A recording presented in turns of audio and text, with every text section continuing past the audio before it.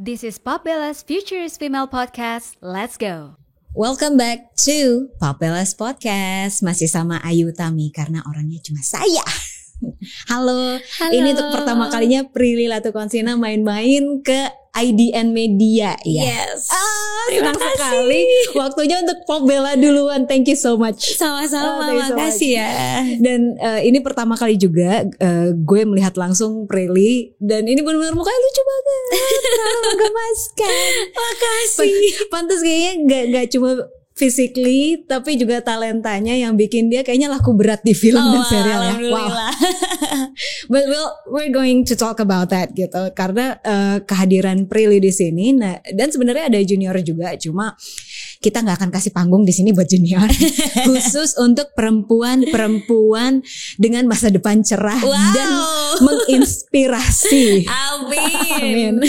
Di sini untuk mempromosikan 12 cerita Glenn Anggara. Nah, film ini akan rilis di tanggal 18 Agustus. Betul. Ya. Ini udah pakai kaosnya. Yes. Dan aku ngelihat beberapa kali interview di YouTube atau misalnya ngelihat sempat do my homework lah ya, ngelihat artikel-artikel. Kalau misalnya Prilly itu sampai telepon Pak Chan Parwes untuk aku mau ikut casting gitu. Iya. Why? Kenapa spesifik untuk film ini? Karena aku jatuh cinta banget sama skenarionya sih. Oke, berarti memang udah ngelihat ya? Udah, jadi Pak Parwes tuh ngasih aku skenarionya. Dia coba kamu baca dulu ya. Kalau misalnya kamu suka, saya taruh nama kamu sebagai kandidat. Oke. Jadi bukan sebagai pemain ya, sebagai kandidat karena ada nama-nama lain. Iya. Jadi kayak calon ya. Oke, ya. Kalau misalnya kamu suka, saya taruh nama kamu sebagai kandidat. Jadi kita bisa consider nama kamu gitu. Oke, udah Pak, saya baca dulu ya. Ya.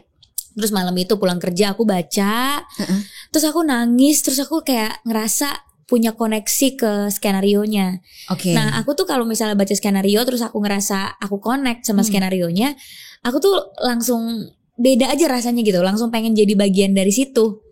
Kan selama ini memang treatmentnya gitu kalau nerima tawaran ya? Iya selama ini karena aku harus suka dulu sama ceritanya, sama karakternya, supaya aku menjalankannya tuh dari hati gitu. Karena sebenarnya syuting tuh salah satu stress release aku juga. Karena kalau misalnya aku lagi ngerjain hal-hal di luar syuting kan pusing ya, kayak di kantor, meeting, ketemu sama orang. Nah pas syuting tuh aku maunya aku harus happy. Nah supaya aku happy aku harus suka sama skenarionya, suka sama karakternya. Karakternya tuh harus ngasih value untuk aku gitu. Skenarionya harus ngasih sesuatu untuk aku lah. Terus aku suka banget sama key message yang ada di skenario ini. Aku suka banget juga sama sosok karakter si perempuannya ini. Akhirnya aku bilang ke Pak Parwes, Pak saya suka banget, please masukin nama saya sebagai kandidat. Atau saya mau casting dulu deh gitu. Soalnya Pak Parwes sendiri yang bilang pada saat itu, ya kenapa aku masih jadi kandidat, belum aku yang dipilih. Karena memang pada saat itu kan kayak 2 tahun lalu ya. Aku belum ada pembuktian apapun kecuali film horor aku yang box office. Kayak di film tuh kan ya yang laku dan yang orang lihat acting aku tuh di horor dan waktu itu di Hangout kan. Aku ada main film remaja tapi karakternya pun gak dalam, karakternya yang lucu, yang gemas gitu lah. Yang biasa aku mainkan di seri-series juga gitu. Akhirnya dia bilang ya kamu kan belum punya pembuktian apa-apa di drama. Saya belum pernah ngelihat acting kamu yang dalam gitu, yang mainin karakter yang dalam atau punya range emosi yang luas. Saya baru ngeliat kamu di horor, tapi horor kan beda sama drama. Makanya kamu masih sebagai kandidat, belum dipilih gitu lah. Masih ada nama-nama lain.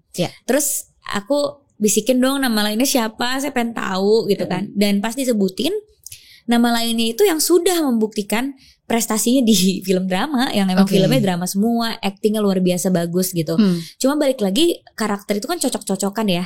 Jadi aku percaya ya walaupun kandidat lain waktu itu aku rasa lebih kuat dari aku, lebih unggul dan sudah membuktikan performance-nya, tapi aku rasa karakter itu cocok-cocokan gitu. Jadi aku minta di casting dulu.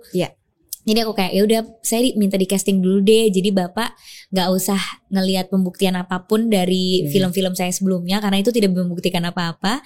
Tapi saya di casting dulu atau saya ngobrol dulu sama sutradaranya atau kalau mau reading sendiri dulu boleh. Tapi abis itu nanti nggak kepilih atau abis itu ternyata nggak cocok boleh nggak usah pilih. Tapi yang penting saya sudah berusaha untuk ngasih lihat bagaimana saya membawakan karakter ini secara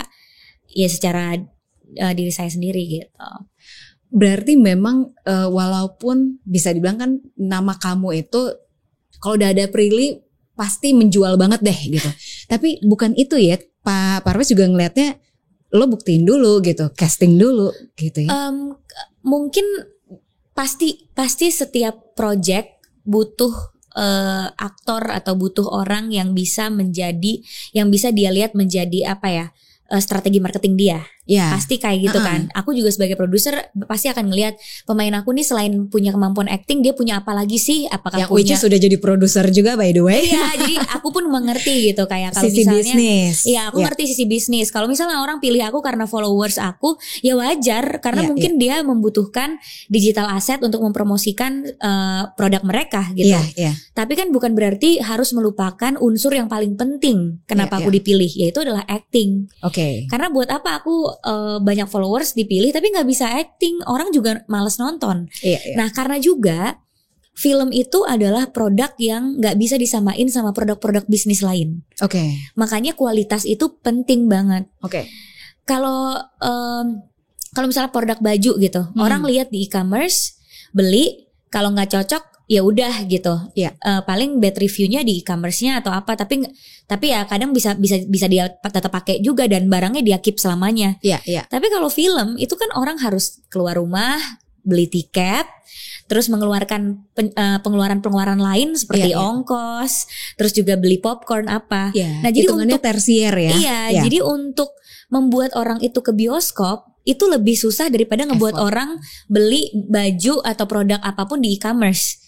Karena banyak uang-uang tambahan yang harus kita hitung juga tuh, ongkos, betul. Usaha, effort, mereka mau nonton sama siapa. Nah, sehingga kalau film itu nggak ada kualitasnya, yang mereka nonton ternyata acting aktornya kayak apaan sih nih? Udah pasti lebih ngoceh daripada kalau mereka beli produk lain. Betul. Karena ngerasa kayak ini gue ada effort ke bioskop gitu kan. Makanya kadang kalau ngelihat orang penonton ngasih review jelek banget dan jahat banget, ya mau gimana? Karena mungkin dia udah memberikan effort untuk datang ke bioskop. Itu feel yang dia rasakan juga mungkin. Betul. Makanya aku bilang sama Pak Parwes kayak, ya saya nggak mau dipilih cuma gara-gara follower saya dan saya dimasukin jadi kandidat cuma gara-gara jumlah followers di Instagram aja ya Pak. Makanya saya mau casting. Kalau emang saya nggak pantas sama karakter ini, ya nggak usah. Gitu. Toh ini juga bioskop, bukan tayangnya di digital. Kalau tayang di digital, mau orang yang banyak followers ya wajar-wajar aja, karena mungkin pengen followersnya nonton di digital gitu, dan di platform digital kan bisa nonton lewat handphone. Tapi kalau untuk nyuruh orang beli tiket ke bioskop, it's different game. Perlu strategi marketing yang sangat beda dan didukung sama kualitas film dan aktor-aktornya juga gitu. Nah, aku ngerti sisi anggapan itu, kayak memilih Prilly pasti ya udah pasti filmnya enak nih dipromosiinnya, followersnya banyak. Ya tapi kalau aku tidak menunjukkan kualitas aku sebagai aktor, orang habis nonton bioskop juga malas nonton bioskop aku selanjutnya. Oh gitu lagi gitu kan. Habis itu pasti bad reviews di mana-mana dan ya berbahaya juga untuk karir aku gak sih? Jadi aku juga sangat berusaha untuk memberikan yang terbaik di setiap project aku gitu. Lalu apa yang pada akhirnya Pak Parwes lihat dari casting kamu yang membuat kamu kepilih? Itu nggak tahu sih ya. Cuma mungkin dia bisa melihat kegigihan aku. Jadi kayak aku sangat gigih untuk casting gitu-gitu. Terus aku ngobrol sama acting coachnya. Terus pas reading pun kita banyak melakukan simulasi. Jadi simulasi itu tuh dilihat sama Pak Fajar juga sebagai sutradara. Ini udah pas belum adegan ini? Mau ditambahin apa lagi gak? Prilly kurang apa atau apa? Jadi banyak banget proses yang aku lewatin untuk karakter ini. Jadi sebelumnya udah nonton Mariposa? Sudah. Tapi sebenarnya Mariposa sama 12 cerita Glenn Anggara tuh warnanya beda sih sebenarnya. Bisa sharing gak? Karena kan kalau misalnya orang yang sudah menonton Mariposa mungkin punya bayangan tersendiri terhadap karakter Glenn. Yang membedakan warnanya apa tuh? Mariposa itu light banget dari skenario, dari cara penulisnya menulis skenario aja tuh udah beda.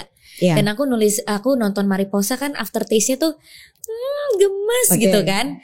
Kalau 12 Cerita Glenn Anggara tuh aftertaste-nya ya sedih gitu. Tapi tetap ada ciri khas dan karakter Mariposa di dalamnya, kayak segi warna. Warna filmnya tuh sangat colorful. Terus juga manis. Cuma ada unsur yang lebih berat gitu di dalamnya karena konfliknya lebih dalam daripada Mariposa gitu. Nah, nama karakter yang kamu perankan, Shena. Shena. Pernah nggak sebelum di film ini satu project bareng sama Junior? Nggak pernah. Berarti ini perdana ya? Perdana juga. Apa tips apa yang kamu dapatkan dari Junior? Karena kan dia sebelumnya di Mariposa, terus once lo masuk dunia gue, ini tips dari gue gitu, ada nggak? Nggak ada sih kayak gitu karena Shena ini tuh di luar geng Mariposa. Jadi dia tuh ceritanya kakak kelasnya geng Mariposa ini. Dia kakak kelasnya Glenn, kakak kelasnya Iqbal, Acha, Amanda, Rian gitu. Jadi emang bener-bener karakternya yang beda sendiri dan emang outsider, emang gak harus ngeblend sama geng itu gitu. Jadi gak ada tips apa-apa sih. Cuma kita sebagai lawan main kita sering banget berdiskusi soal adegannya gitu. Jadi mungkin justru lebih karakter Junior yang menyelami dunia lo dong sebenarnya kalau di sini. Iya. Iya kan kebalikannya ya justru ya. Karena judulnya kan 12 Cerita Glenn Anggara. Nah 12 Cerita Glenn Anggara itu dari 12 keinginan Shena. Iya, keinginan Shena kan yang keinginan sebelum semua berakhir gitu kan. Jadi sebenarnya yang mengarahkan ceritanya tuh Shena. Karena kan cerita itu tergantung keinginan dia, kayak nomor 1 keinginan gue pengen ini, nomor 2 gue pengen ini. Nah setiap keinginan Shena itu membawa cerita sendiri ke Glenn. Karena si Glenn ini tuh tipe cowok yang let it flow. Kayak pokoknya gue akan menjalani, nggak mikir soalnya. Nggak mikir. Gue akan menjalani hari tuh hari ini, besok lihat nanti gitu. Bener-bener nggak ada tujuan karena dia udah anak orang kaya, terus nggak kuliah juga. Kayaknya hidup tuh gue udah happy, gue nggak perlu nyari apapun lagi di hidup gue. Gak mikir tagihan PBB tiap tahun. Enggak. Sedangkan tipe Shena tuh karena dia udah ditinggal sama papahnya, mamahnya juga cuma kerja cleaning service, dia harus cuci darah.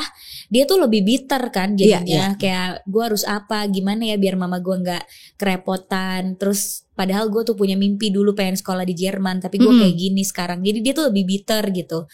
Nah terus ketemu sama Glenn yang happy go lucky banget. Terus si Glenn juga harus mewujudkan keinginan Shena yang kadang keinginannya tuh bikin Glenn mikir kayak, ini kan dia tipe cewek yang misterius banget nih. Ini gimana ya cara gue mengabulkan ini? Dia suka gaya diginiin. Yang akhirnya membuat Glenn tuh punya alasan untuk bangun di pagi hari. Yang tadinya dia kalau bangun kayak, oke, gue ngapain ya hari ini? Ngajak teman-teman gue main atau nongkrong di sini. Sekarang dia kayak punya alasan gitu untuk dia bangun di pagi hari berkegiatan. Gue harus ngabulin keinginan Shena yang ketiga gitu, atau gue harus ngabulin keinginan Shena yang kelima. Ada usaha-usaha yang dia lakukan gitu. Ada tujuan buat bangun gitu ya, tujuan hidup hari ini gitu. Dan banyak banget ngerubah diri dia se-person gitu. Nah kalau tadi lo bilang karakter Shena ini cukup bitter lah ya, karena udah tahu apa yang harus dia lakukan gitu. Apa yang membedakan karakter Shena dengan kalau misalnya orang udah nonton Kukira Kau Rumah? Itu kan agak-agak juga agak duh nih perempuan gitu marah-marah mulu gitu. Nah, kalau Niskala itu kan dia bipolar. Jadi dia tuh ada sisi manic dan ada depresinya. Kalau manic kan dia sangat meledak-meledak, meletup, terus energinya banyak, terus dia impulsif, gerakannya tuh cepet, ngomongnya cepet gitu. Sedangkan depresi baru dia depressed, maunya tidur doang. Terus kayak bener-bener hidup tuh udah akan berakhir kayak gitu kan. Nah itu kan karena mentalnya, karena ada gangguan di mentalnya kan. Sedangkan kalau Shena dia tuh nggak punya gangguan mental sehingga dia tidak punya 2 episode itu. Dia nggak akan manic, nggak akan yang seneng meletup impulsif, nggak akan juga yang depresi kebangetan kayak Niskala gitu. Jadi emang dia udah terbentuk bitter aja karena sebelum sakit dia emang tipe yang sangat-sangat tahu mimpinya apa. Kayak gue akan kuliah di sini, gue pengen menggapai mimpi gue di situ. Dan kalau aku lihat ya, Shena tuh tipe yang menaruh kebahagiaannya di garis finish. Jadi kayak tujuan dia dari SMA gue pengen kuliah di Jerman. Prosesnya itu kayak ya dia jadinya nggak punya pacar di sekolah, galak, jadi kakak kelas yang galak. Karena menurut dia kehidupan personal tuh nggak penting. Yang penting adalah dia kuliah di Jerman. Gue punya goal. Nah sehingga di saat dia dapat musibah, harus gagal ginjal, langsung kan dia jadi orang yang kayak ya udah karena nggak sesuai harapannya dia. Iya, nggak ada happiness lagi. Happiness gue maunya di Jerman. Sekarang gue harus gini, cuci darah tiap hari. Kayak nggak ada happiness lagi. Terus akhirnya ngelihat hidup tuh kayak bitter, kayak why me? Kenapa harus gue yang sakit gagal ginjal? Kenapa harus keluarga gue kayak gini? Kenapa gue harus gini? Terus jadinya kayak menjalani hidup tuh nggak semangat. Kayak ya udah, gue juga gini aja kok hidup. Kayak nggak tahu. Iya, ternyata gini aja gitu ya. Ternyata gini aja gitu. Sehingga kalau misalnya dia seneng pun, misalnya dia seneng nih dikabulin sama Glenn, ekspresinya kayak tetap bitter, kayak yang ya udah deh, tetap yang gitu. Tapi sebenarnya dia seneng bisa experience itu. Kadang malah dia menumpahkannya lewat nangis jadinya, kayak gini ya rasanya gini gitu. Tapi akhirnya bitter lagi kayak ya mungkin ini gue cuma bisa ngerasain ini sekarang kali. Jadinya ngelihat semuanya tuh bitter gitu. Ini nanti gue mau lanjut, ada pertanyaan terkait pendalaman karakter ini gitu ya. Tapi kalau nggak salah begitu lo mau proses reading film ini, sebelumnya kan ada series nih gitu kan. Itu kan pasti waktunya tight banget gitu. Parah banget ya. Nah proses kayak workshop kan biasanya ada workshop sebelum film tuh berapa lama jadinya? Reading sebulan, syutingnya juga sebulan. Dan itu tahu gak? Hari aku tuh syuting series yang sebelumnya tuh pulangnya sampai jam 8 pagi. Jadi dari pagi kemarin ya, baru pulang jam 8 pagi besoknya. Gak tidur, karena bener-bener ngabisin hari terakhir kan. Jam 8 pagi itu kan lemes banget ya, kita gak tidur 24 jam ya. Terus tidur gak ada jeda kayak 2 hari kayak 3 hari kayak kalau aku istirahat langsung reading. Jadi jam 8 pulang nih. Jam 8 coba gambarannya. Jam 8 pulang. Ya, jam 8 pulang, istirahat kan tuh. Istirahat ya, dikasih waktu lah sama manajer aku istirahat untuk tidur. Untuk tidur. Besok paginya langsung reading. Wow. Jadi kayak perasaan gue baru ngawang banget nih, baru kayak iyalah, soalnya teman-teman aku dia istirahatnya sampai seminggu penuh kan, sampai 3 hari karena ya nggak tidur 24 jam, terus baru aja rap series sebelumnya gitu kayak untuk ke project selanjutnya kan pasti berjarak kan. Aku nggak ada, jadi kayak bener-bener besoknya langsung reading. Gila. Jadi aku yang kayak masih ngawang banget lagi, kemarin perasaan masih baca skenario series gitu kan. Jadi kalau disuruh bitter mah udah bitter dari awal ya. Udah bitter, udah capek. Dari reading udah bitter. Iya, karena memang aku tuh sebenarnya udah tahu schedule aku sampai 2 tahun ke depan. Kalau misalnya di tengah-tengah ada project yang aku suka, itu mau gak mau aku selipin kan. Dari schedule yang udah ada ini. Nah itulah yang aku lakukan untuk 12 Jalan Anggara. Aku sebenarnya udah ada schedule gitu sampai akhir tahun gitu. Tapi karena aku suka banget sama skenario ini, ya jadi mau gak mau aku harus bisa menyelipkan di antara project-project ini gitu. Makanya gak ada jeda gitu. Gila. Ya nikmatin ya kalau masih usia 20-an, mumpung masih ada tenaga, lakuin aja beneran deh. Gue setuju gitu. Nah sekarang kita ngomongin soal tadi pendalaman karakter. Tadi lo sebut bagaimana karakter Shanna ini bitternya ya. Mungkin I get it gitu. Ketika lo bukan dari karakter Shanna ya, bukan datang dari sosok yang udah disiapkan oleh orang tua. Jadi lo harus kayak usaha sendiri. Jadi lo terbangun membuat diri lo, oke, mimpi gue ini gue harus kesini. Jadi udah gak mikirin tuh pacaran apa gitu-gitu kan, udah gak mikir. Tapi tiba-tiba sama semesta dan Tuhan tuh di-cut, lo gak nyampe situ, lo sakit gitu ya. Dropnya tuh kayak apa gitu kan. Gimana rasanya lo menjalani syuting itu dengan perasaan exhausting itu gitu. Dan menjadi karakter itu kan, kalau gue nggak salah, correct me if I'm wrong gitu, aktor itu pas keluar dari series atau dari filmnya kayak switch balik ke diri dia tuh takes time banget. Nah, aku bukan method actor. Oke. I'm not a method actor. Reza tuh ya. Kenapa? Takut. I think dia juga bukan method actor. Oh ya? Iya, aku syuting sama dia sangat cepet kok switch balik lagi ke dirinya. Gitu. Sutradara bilang cut, dia udah Reza lagi. Baik. Kayak makanya aku syuting sama dia aku cocok karena kita gini, sebagai aktor kan kita harus mengenali tubuh kita ya. Iya. Kayak gue tuh cocoknya pakai metode acting apa ya? Karena metode itu nggak ada yang salah, tapi cocok-cocokan. Kadang kayaknya aku kalau misalnya nih aku reading terus pakai metode acting coach yang gini kok nggak dapet emosinya, aku nggak bisa konsentrasi. Atau kalau misalnya aku nyatetin semua hal, kok malah nggak bisa, malah kayak buyar gitu konsentrasinya. Jadi aku tuh mengenali diri aku sendiri, aku tuh seperti apa sih, tubuh aku tuh seperti apa sih, bagaimana aku bisa ngerasain emosi, bagaimana aku bisa berempati sama karakter yang aku mainin. Nah akhirnya aku menemukan bahwa tubuh aku itu semakin lama dipanasin semakin cepet dingin. Oh gitu. Jadi kayak apa itu? Jadi aku tuh nggak bisa konsentrasi yang lama untuk satu adegan gitu. Oh, I see. Iya, kayak misalnya aku mau adegan yang golden scene banget gitu. Terus aku udah pikirin golden scene itu dari pagi, aku konsentrasi atau aku minta waktu konsentrasi yang lama gitu. Nanti pas action abis energinya. Oh. Jadi aku udah tahu banget soalnya aku pernah menjalani itu kayak coba deh aku mau konsentrasi lama, mau benar-benar konsentrasi masuk ke dalam karakter. Pas action abis. Jadi kayak tiba-tiba pas action hilang gitu semuanya dan bingung balikinnya lagi gimana.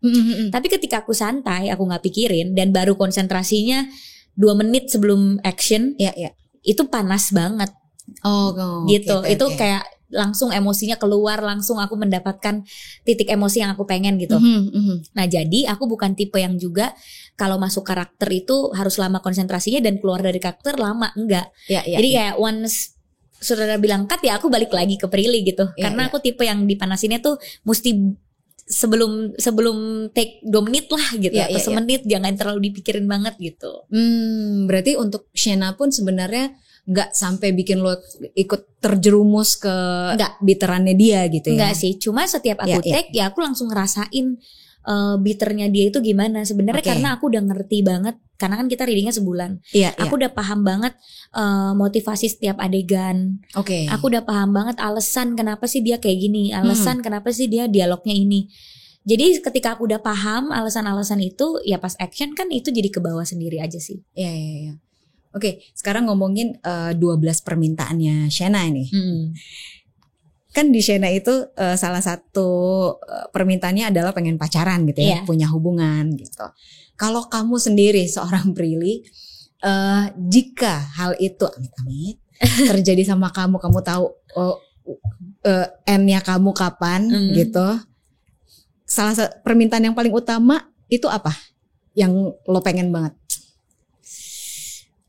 Apakah pacaran juga? Apa ya? Pasti kalau keinginan tuh beda-beda gak sih? Kayak nanti hari ini aku mau ini, besok mau ini, pasti beda-beda gitu. Yang saat ini aku pikirin aja ya. Iya. Yang saat ini aku pikirin mungkin aku pengen ke Italia sama keluarga aku, terus udah ngabisin waktu di sana gitu. Soalnya dari zaman dulu tuh wallpaper handphone aku tuh Italia, aku pengen banget ke Tuscany. Karena kayak negeri dongeng gitu kan bentukannya, terus kayaknya tenang banget. Ya udah pengen ngajak orang tua aku aja menghabiskan waktu aku sama orang-orang yang aku sayang gitu. Tapi udah pernah ke Tuscany? Belum. Vaksin aku gak diterima. Dia harus vaksin yang lain kan kita Oh gitu. Iya, jadi waktu itu kemarin ada libur seminggu aku pengen ke Italia, tahu-tahu vaksinnya gak bisa. Oh gitu. Jadi beda-beda ya ternyata. Beda-beda, makanya ya semoga bisa ya next ya ada kebijakan lain. Ya aku sih pengen itu aja sih. Pengen bisa luangin waktu sama keluarga, karena mungkin aku jarang ada waktu kan sama keluarga. Jadi ya kalau misalnya aku ditanya keinginannya apa, yang aku pikirin aku pengen waktu sama orang-orang yang aku sayang gitu. Nah ngomongin waktu, karena itu memang sangat berharga ya, waktu kita cuma 24 jam di dunia ini. Terus katanya ada penelitian baru aja ditemukan bahwa bumi kita sedang berputar dalam kecepatan yang lebih cepat dari biasanya. Jadi waktu lebih pendek gitu. What? Ada scientifically saying gitu kan, ada gitu di berita bahwa dunia kita tuh lagi berputar, porosnya tuh lebih cepat dan nggak tahu efeknya apa nantinya ya, ke alam kah, kemana kah gitu. Tapi yang jelas 24 hours itu memendek gitu. Wow. Makin dikit, padahal kita butuhnya lebih banyak waktu ya sehari. Bisa 50 jam per hari. Nah ngomongin itu, yang bikin nggak cuma gue gitu, kayak tim Pop Bella pas search lo gitu, gila ya nih orang umurnya masih tahun ini 26, tapi lini bisnisnya tuh gila banget gitu ya, dari F&B, kosmetik, bisnis lainnya, bahkan baru punya 2019 kemarin tuh production house sendiri ya, dan udah produksi 1 film panjang gitu. 1 film dan 3 series. 3 series tuh. Itu gimana ceritanya ya ngatur waktu, sementara kayak tim kita aja ada waktu kosong bukanya tuh nyari beli sepatu gitu atau beli baju, ada apa nih, ada promo apa 88 10 gitu kan, kayak gitu. Gimana cara lo kayak this is my year, let's do this gitu. Jujur susah banget sih. Susah banget bagi waktunya karena setiap lini bisnis ya menuntut fokus yang sama. Itu dan yang, lo owner gitu kan, betul. Bukan karyawan. Bukan karyawan, owner. Yang pasti semua lini bisnis menuntut waktu yang sama. Jadi yang pusing itu di saat misalnya kayak bulan Juli kemarin gitu ya. Si Cinemaku Pictures PH aku itu lagi launching 4 project filmku di OTT lain, terus dua seriesnya, terus 1 series yang dibikin director's cut untuk tayang di YouTube. Satunya lagi itu aku sampai lupa. Ya itu manajer lo pusing ya. Itu pada film 2 series. Asisten manajer kayak film 2 series sama 1 series yang dipotong jadi director's cut gitu. Nah itu kan aku harus fokus banget di bulan Juli itu kan. Kayak menyusun strategi marketing, promosi, ngurusin jadwal pemain lain untuk aku tahu kapan aku bisa bikin konten sama mereka, apa segala macam, harus benar-benar fokus di situ. Tapi bulan Juli kemarin juga aku lagi syuting. Nah, yang nggak mau tahu dong, sutradara pasti pengen aku fokus juga di lokasi syuting. Yang nggak mau tahu juga. Which is sahabat kamu sendiri kan? Enggak, yang waktu aku ini beda lagi beda. Ya. Oke. Apalagi bukan sahabat aku. Aku lebih tetap harus fokus dan dia nggak mau tahu aku punya apa di luaran sana kan. Terus ya Cinemaku Pictures ya sahabat aku, si Umay produser kreatifnya juga di project itu. Menuntut aku juga untuk kayak ayo lo juga harus fokus dong, kita nih launching 4 loh, kita butuh konten ini, aku harus briefing tim marketingku ini. Habis itu ntar bisnis yang lain juga butuh meeting, kapan waktu meeting, kita belum evaluasi produk gini. Itu susahnya tuh. Sehingga banyak yang dikorbankan, dan satu yang paling besar dikorbankan adalah waktu untuk diri aku sendiri. Jadi emang harus ngalah.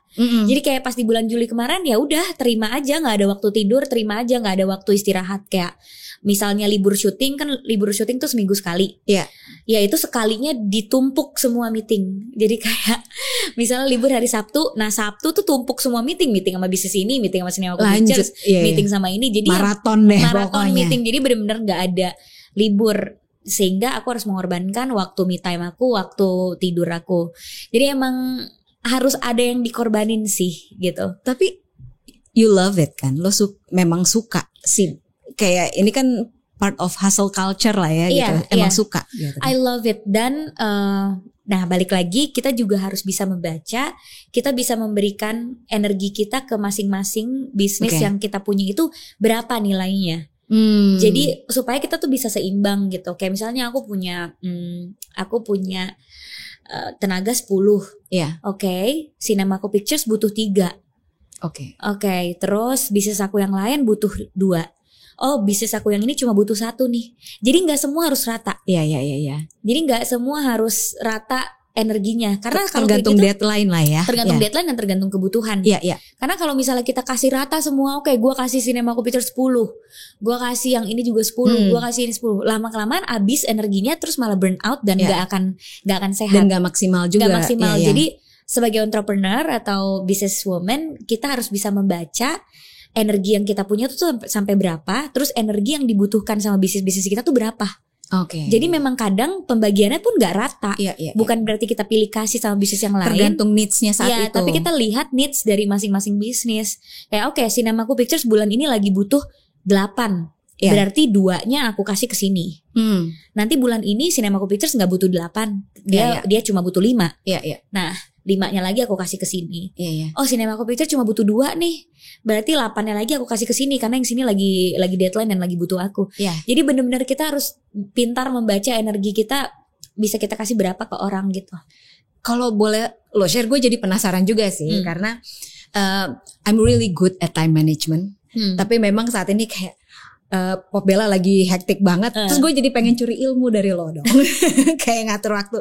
Boleh gak kayak lo sharing secara umum ya, dari lo bangun pagi itu jam berapa, terus lo ngapain aja sampai malam, yang umumnya aja gitu. Okay. Daily life. Misalnya kayak kalau misalnya promo ya, misalnya aku bangun, ini nggak usah dihitung waktu ibadah ya, kita umum aja. Misalnya aku bangun jam 6 pagi, itu sarapan. Aku harus sarapan. Ya. Jadi aku sarapan langsung mandi. Pokoknya selesai kelar itu ya kalau nggak jam 7:30 lah selesai kelar, ringin rambut, make up. Terus berangkat untuk promo, biasanya promonya kan berarti pagi jam 9 tuh udah harus sampai tempat promo. Nah, biasanya jam 9 sampai jam 12 itu promo kan. Nah, terus jeda promonya ini misalnya promo selanjutnya jam 2. Berarti aku punya waktu tuh 2 jam. Jam 12 sampai jam 2. Nah, jam 12 sampai jam 2 itu aku isi apa? Misalnya kayak aku ada bisa tuh 2 jam itu aku isi Zoom meeting. Kayak aku bisa Zoom meeting 2 bisnis sejam.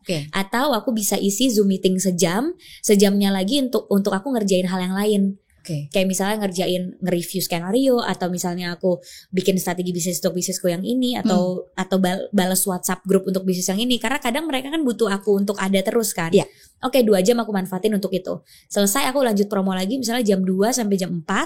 Nah, jam 4 sampai jam 9 itu biasanya kalau misalnya gak syuting, itu pasti aku isi meeting tuh berentetan. Aku isi kayak meeting bisnis yang ini, meeting sama bisnis yang bisa 3 tuh dapat 3 meeting. Jadi kayak gitu. Kadang sekarang aku lagi nulis speech untuk aku berbicara di salah satu acara yang besar. Nah, itu juga di sela-sela itu atau di saat aku mandi aku latihan speech ya. Oh my god. Jadi memanfaatkan minute by minute gitu. Malam. Kalau malam tetap ada ini kerjaan tuh. Malam itu biasanya aku balas-balasin chat yang nggak sempet aku balas. Atau kalau misalnya ada kerjaan Cinemaco itu udah pasti di malam, karena yang kerja di Cinemaco emang bisa yang digangguin malam.